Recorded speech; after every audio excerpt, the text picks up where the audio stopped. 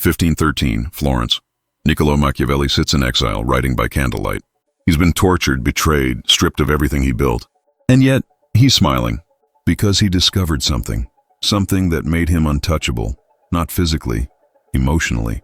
A method so powerful, so counterintuitive, that it still terrifies people 5 centuries later. Machiavelli didn't just write about politics. He wrote about the human condition, about the invisible chains that bind us, about the emotions that control us without our knowing. And he found the key to breaking free. But here's what they don't tell you. The method he discovered, it requires something most people refuse to give: silence. Strategic, deliberate, absolute silence. Not just with your words, but with your reactions, your face, your energy. Machiavelli called it the ultimate power, the silence that frees. Tonight, we unveil what he really meant, and once you understand it, you'll never be controlled again. This is the Hidden Codex. Niccolò Machiavelli, 1469 to 1527, Florentine diplomat, political theorist, master strategist. To the world, he's known for one book, The Prince, a manual on power that shook Europe. But Machiavelli wrote other things: letters, essays, private reflections, and in those hidden writings, he revealed something deeper, not just how to gain power, but how to be free, truly free, from the tyranny of your own emotions. Because Machiavelli understood something most philosophers miss.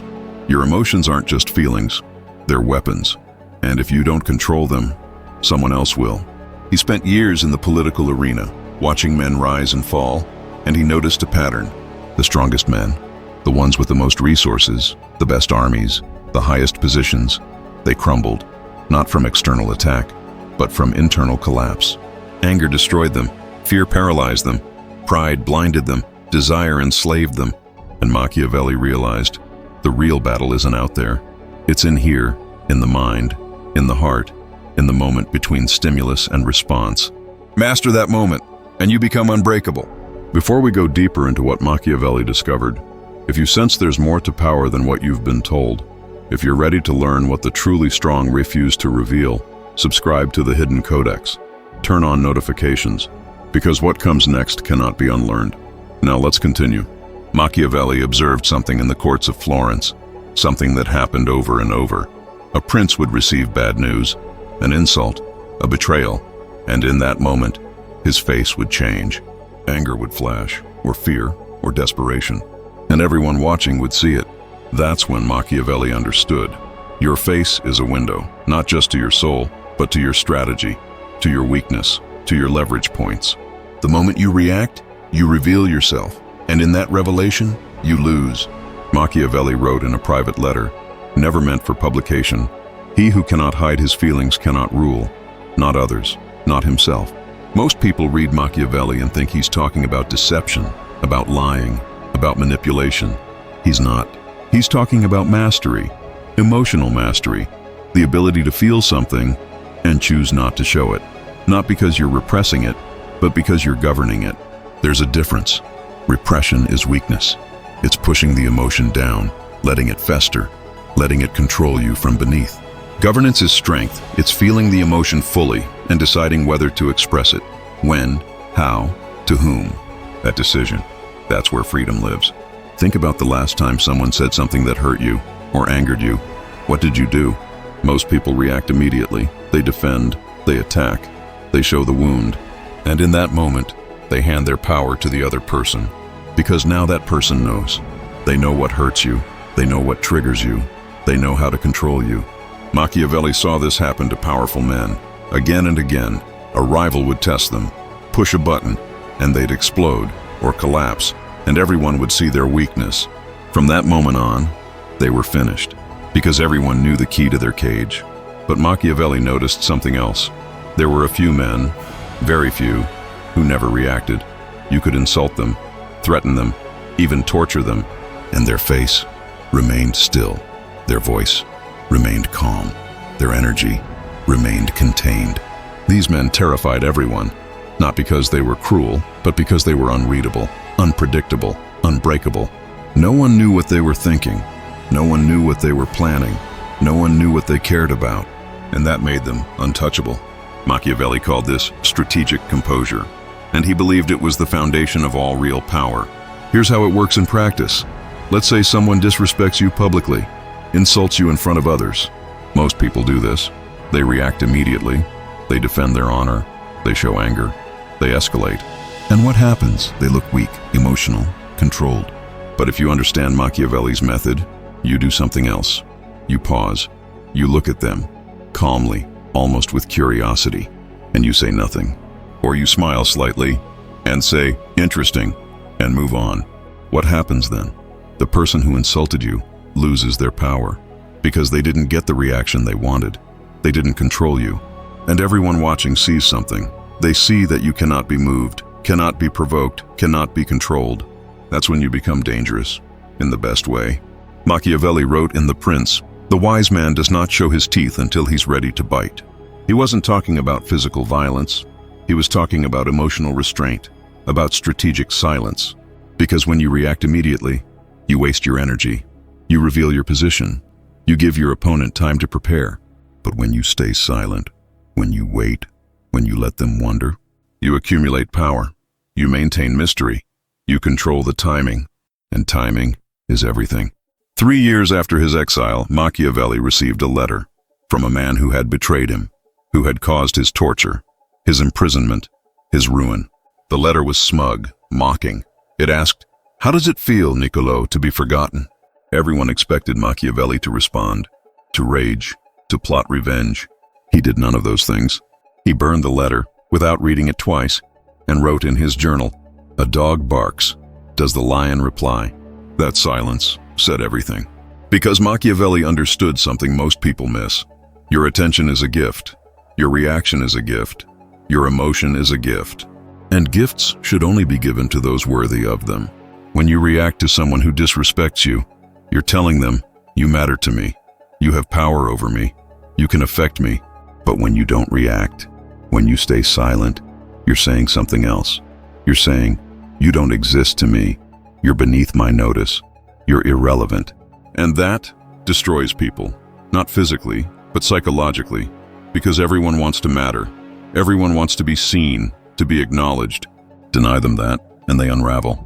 Machiavelli weaponized silence, not as passive aggression, but as active power, as a statement, as a strategy. But here's where it gets deeper. Machiavelli didn't just use silence against others. He used it on himself. In his private writings, he described a practice, something he did every night. He called it the examination. He would sit alone, in complete silence, and review his day, every interaction, every decision, every emotion. And he would ask himself, did I react or did I respond? There's a difference. A reaction is automatic. It's controlled by the emotion, by the trigger, by the other person. A response is deliberate. It's controlled by you, by your reason, by your strategy. Machiavelli believed most people spend their entire lives reacting, never responding, and that's why they never become free. They're puppets, and their emotions are the strings. So every night he would identify the moments when he reacted, when he let anger speak, or fear, or pride. And he would imagine the scenario again, but this time, he would respond differently, calmly, strategically, powerfully. This wasn't just reflection, it was training, mental conditioning, emotional discipline. Over time, the gap between stimulus and response grew. He could feel anger and pause. He could feel fear and think. He could feel desire and choose. That gap, that's where freedom lives. Machiavelli wrote to a friend, "Most men are slaves twice over, first to their circumstances, then to their reactions. The free man is he who governs both." So how do you apply this today? How do you build that gap? Start small. The next time someone says something that triggers you, don't speak, don't type, don't react. Just breathe, count to 5, feel the emotion rising, acknowledge it, but don't obey it. Then ask yourself, what would serve me here? What would a master do? Not what feels good in the moment, but what would serve my long-term power, my peace, my goals. Then respond from that place, or don't respond at all. That pause, that choice, that's your power returning. Do this once, then twice, then 10 times, and slowly, you'll notice something. The emotions still come, but they don't control you. You feel anger, but you don't become anger. You feel fear, but you don't become fear. You become the observer, the governor, the master. And when you reach that point, nothing can break you. But Machiavelli went even further. He discovered something about emotions that modern psychology is only now beginning to understand. Emotions aren't just internal experiences. They're social signals, they're communication, and they can be manipulated. When you show emotion, you're not just expressing how you feel, you're inviting others to respond, to engage, to push that button again. You're training them, teaching them what affects you, what controls you. Machiavelli realized, if you control what you show, you control what others know. And if you control what they know, you control what they do. He called this the mask of stone. Not because you become cold, not because you stop feeling, but because you stop broadcasting. You become a mystery, and mystery is power. Think about the people who disturb you most, the ones who make you uncomfortable, who make you unsure. They're not the ones raging, or crying, or celebrating. They're the quiet ones, the calm ones, the ones who smile slightly, but never fully, who look at you, but never quite reveal what they're thinking. Those people unsettle you, because you can't read them, you can't predict them, you can't control them. Machiavelli became one of those people, deliberately, strategically, and it saved him. Because even in exile, even in poverty, even after torture, no one could break him. They took his position, his wealth, his reputation, but they couldn't take his composure. They couldn't take his inner kingdom, and that made him immortal. Now let's go to the darkest part, the part Machiavelli only wrote about in fragments, in coded language, in private notes he burned before he died. He discovered that emotions aren't just tools, they're traps, specifically designed by nature, by society, by those who benefit from your lack of control. Anger keeps you reactive, predictable, easy to manipulate. Someone insults you, you lash out. They know exactly what you'll do. Fear keeps you paralyzed, obedient, controllable. They threaten you, you comply. They own you. Desire keeps you enslaved, desperate, exploitable. They dangle something you want, you chase it. They lead you. Pride keeps you blind, arrogant, vulnerable.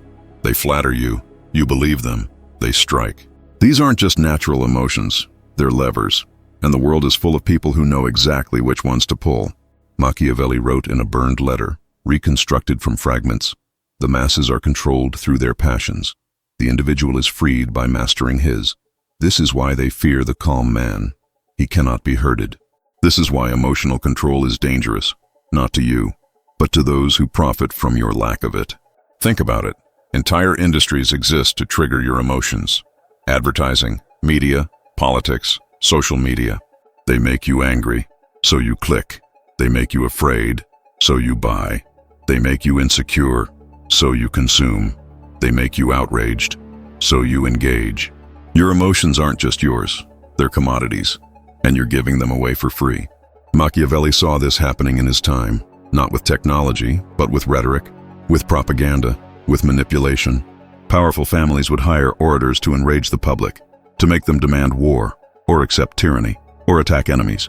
And it worked, because most people never questioned their emotions. They felt anger and thought it was righteous. They felt fear and thought it was wisdom. They never asked, who benefits from me feeling this way? But Machiavelli asked, and once he did, he could never be controlled again.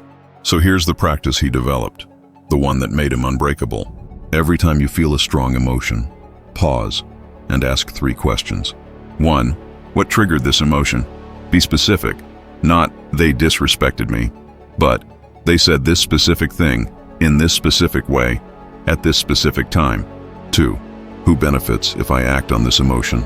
Not what feels justified, but who gains power, who gains control, who gains advantage. 3, what would serve me instead? Not what feels good, but what serves your goals, your peace, your power, your freedom. These 3 questions, they break the spell, they interrupt the pattern, they return control to you. Machiavelli did this for years, until it became automatic, until the gap between stimulus and response became so wide, nothing could cross it.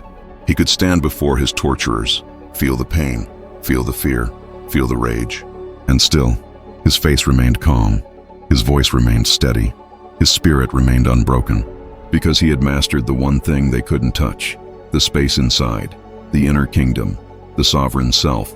Now here's what Machiavelli never wrote explicitly, but hinted at, whispered about, left in fragments. He believed that true freedom wasn't political, it was internal, that a man in chains could be more free than a king if he mastered this. And he believed the opposite was true, that a king surrounded by wealth and power could be the most enslaved man alive if his emotions controlled him. He saw it happen. Powerful men destroyed by a single insult. Kingdoms lost because a ruler acted in anger. Empires crumbled because a monarch followed his desire instead of his reason. And he concluded, the greatest prison is the one you carry inside. The bars are your unexamined emotions. The warden is your unquestioned reactions. And the key is silence. Strategic, deliberate, powerful silence. Not the silence of fear, but the silence of strength. Not the silence of repression, but the silence of mastery. The silence that says, I feel this, I acknowledge this, but I do not obey this. That silence frees you. Machiavelli spent his final years in that silence, watching the world rage around him, watching men destroy themselves with their own emotions, and he smiled, because he had found something they never would, something they didn't even know existed. Freedom, real freedom, not from circumstance, but from the tyranny of the reactive self. And he left clues for those who would follow, for those who were ready to see. This is one of those clues. So what does this mean for you? It means Machiavelli is offering you a choice. You can spend your life reacting, controlled by every trigger, manipulated by every button, enslaved by every emotion. Or you can do what he did. You can build the gap. You can govern yourself. You can become the master of your inner kingdom. And when you do, something shifts. The world doesn't stop trying to control you, but it can't, because you're no longer playing that game. You're playing a different game, one most people don't even know exists. The game of the calm man, the silent strategist, the unbreakable spirit. Machiavelli called them the free ones, not because they had wealth or power, but because they had something more valuable, sovereignty over themselves. The question is, are you ready for that? Are you ready to stop reacting and start responding? To stop being moved and start being unmovable? To stop being controlled and start being free? Most people aren't. They prefer the comfort of their chains, the familiarity of their patterns, the ease of their reactions. But you're still here, so maybe you're different. Machiavelli saw something most refuse to see, not because it's complicated, but because it demands something most people won't give: discipline, silence, mastery. But the reward is freedom, true freedom, the kind no one can take from you. The question now is, will you claim it, or will you look away? If this opened your eyes to something hidden, something powerful, something real, hit that subscribe button. Turn on notifications, because here at the Hidden Codex, we don't stop at the surface. We go deeper, into the shadows, into the silence, into the truths they tried to bury. Next time, we'll explore the hidden teachings of Carl Jung, the part of his work they don't teach, the part that reveals the darkest corners of the human psyche, and how to navigate them without losing yourself. You don't want to miss that. Until then, stay awake, stay silent, stay free.